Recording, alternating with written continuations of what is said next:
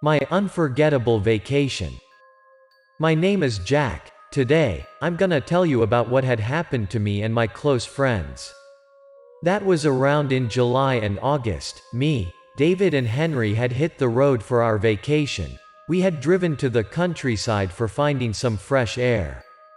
This trip was initiated by David. We didn't went from place to place. We had only one destination, a remotely mountainous village.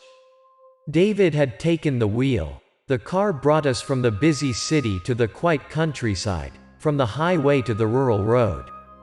I got a car sickness, so I was so uncomfortable in the car, especially when going through the twisted and full of turns roads by the car. I wanted to vomit badly. I asked David and Henry, "How long does we get there, guys? I nearly die." They looked totally fine with this car trip and answered, "It's just a bit longer to get to the village. Hang on, buddy. The more it's remote, the more peaceful we could find." Such a pain in the ass. I had nauseated in every car turn. I tried to throw my eyes outside of the car's windows. The countryside was appearing. There were mountains and paddle fields along the road. "How did you find this remote place?" I asked David. The car was continued to bring us to the peaceful places, after a few assures to me by saying, "We're already there." Finally, we got into a small entry to the village at dawn. Once the car stopped, David and Henry turned to me and teased, "Here we are you okay? Alive, buddy?" Honestly, if the car was getting any further, I would vomit in 10 more minutes. I had been too tired, so I had taken a snap. They made me awake. I asked tiredly, "We're here?" I looked out of the windows. Our car parked in front of a house, which was a homestay. David had made a reservation. He pushed us getting out of the car. Once I got out the car, I gave a glimpse around the homestay.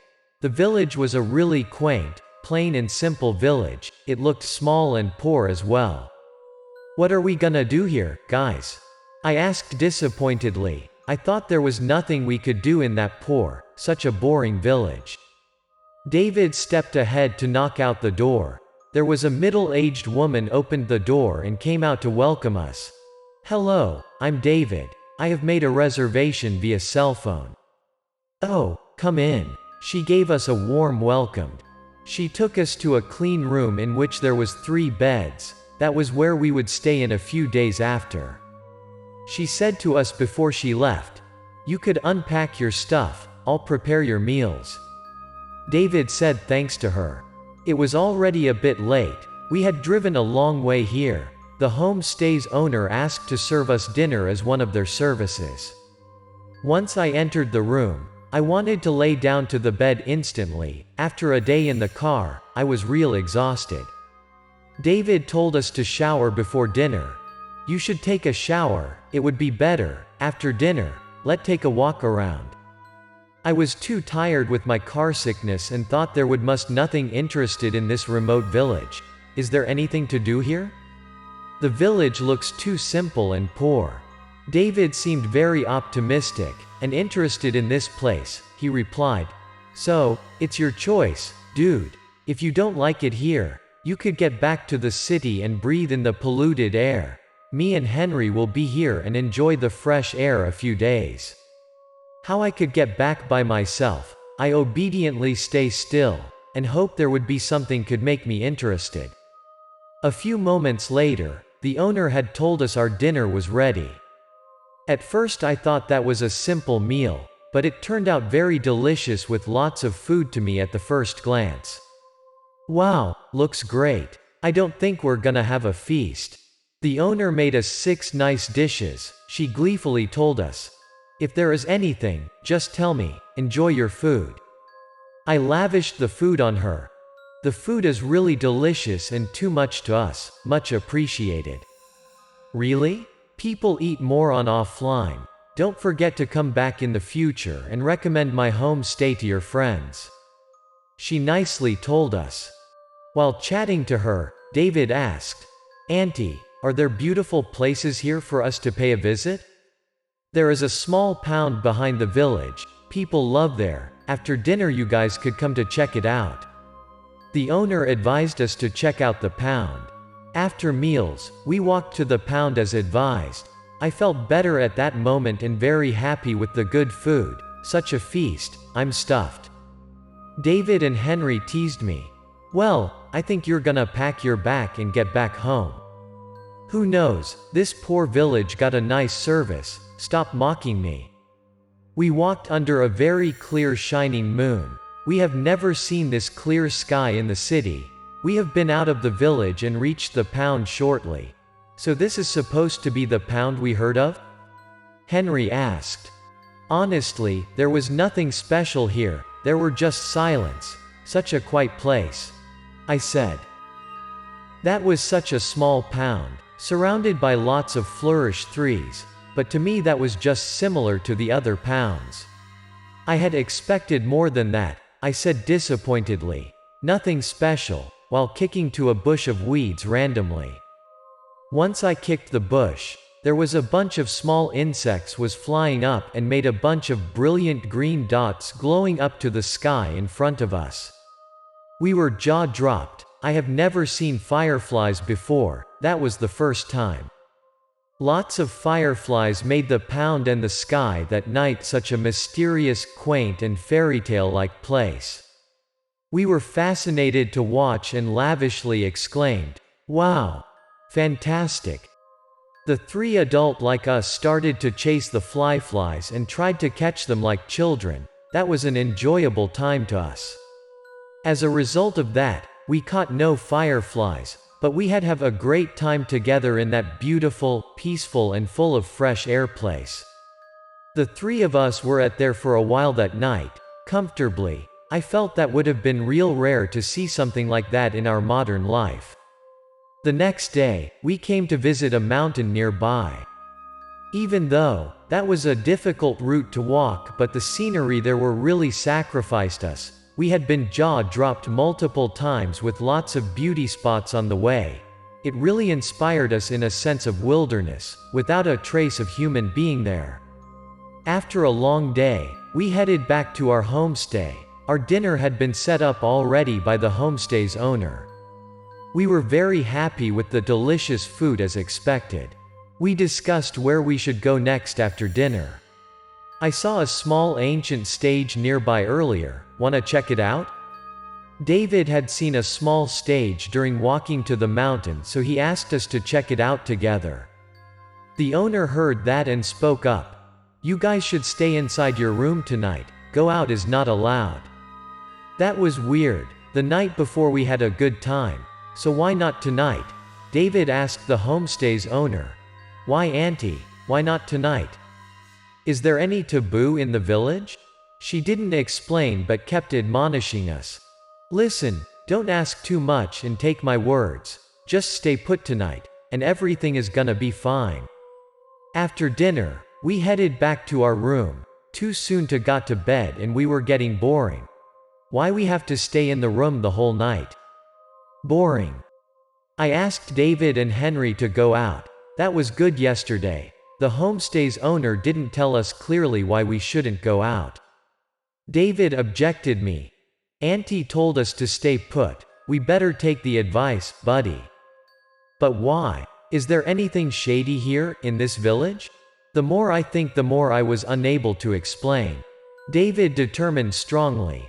I'm not sure, but every remote village got their rules. We're not the local, we gotta comply to it. Suddenly, we heard some weird sounds from afar. Guys, do you hear that? We were all hearing the sounds of gongs and drums very clearly from afar. I came close up to the windows to examine what happened. Indeed, when the windows were opened, the sound was becoming more clear. That sounded from the west of the village. That sounded a singing sound as well. Do you think there is a festival here? I excited. It must be so much fun out there. Let go, common. Finally, the three of us sneaked out to check out. We ran toward the west where the sound came from. Shortly, we ran out of the village, and just like what David said, there was a small ancient stage there, in the middle of a meadow. The singing, drum and gong sounds was really from that place. We were so excited and blamed the homestay's owner. Why she doesn't allow us to be here? This is really dope. We came close to the stage and realized there was a bit weird. No lights for the performers. Everything was so dark up there, but a few people were watching in front of the stage. There were also some strangers walked from multiple directions towards the stage, but they were taking very weird walks.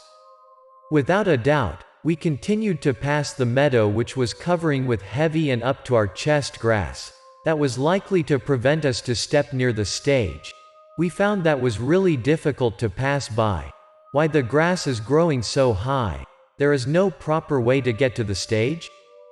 Finally, we got to in front of the stage. I saw there were so much audiences. People was wearing colorful clothes, so there was really a festival here. We stood up behind the crowd, and asked a random guy, "Hey, what kind of festival are you celebrating?" All people from the crowd turned back and stared at us. I got knocked dizzy from what I could see, and nearly got a shit out of me. They were all not human, they were paper scarecrows. They were staring at us and moving to us, those demon things. At that point, me and my friends tried to run head down from that crowd. Until we got back the homestay properties, we tried to knock the door slightly. All of us were too frightened and wanted to get in as soon as possible. We were too afraid of those paper scarecrows might chase after us there. The homestay's owner opened the door and gave us a surprisingly look. "When the hell did you guys get out there?" We hurriedly got in. The three of us all got sweat and were being short of breath. Demon, demon. I had tried to calm down and tell the owner. She instantly read the scene. "I had warned you. Did you guys come to see the stage?" She let us in. She waited for us all taking shower and sitting down in the living room. The started told us about the ancient stage. She were very worried for us. "You guys stubborn kids. Tonight, the villagers don't allow to be out there. There is a show tonight at the stage, but they don't perform for us, they perform for Ms. Mary. Today is her birthday." "Ms. Mary who? Who is that? Why those paper scarecrows are able to move?" We had bombarded her. She said the villagers has built and revered a temple of Ms. Mary, a holy place.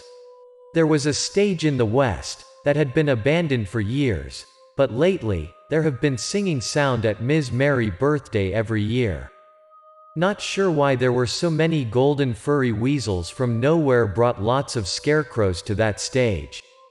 Those paper scarecrows had been lined up in front of the stage to watch the performances, which were not from human as well. Villagers didn't want to displease Ms. Mary, so at her birthday, they didn't want to come out and usually just went to bed earlier than usual. The next day, villagers gathered to collect those paper scarecrows and burned them. We had heard about weasels were using as connectors between the afterlife and mortality, but that day, we had witnessed by our own eyes. Then we decided to finish our vacation one day earlier than schedule. We had seen homestay's owner off and left the village. We drove to the stage to check did the homestay's owner tell us the truth. Even I had prepared, but when reaching the stage, I got a very weird feeling. The ancient stage was really dilapidated. Lots of pieces of paper scarecrows were scattered in the stage and surrounding area. Weasels were squeezing those paper scarecrows, that made me got goosebumps.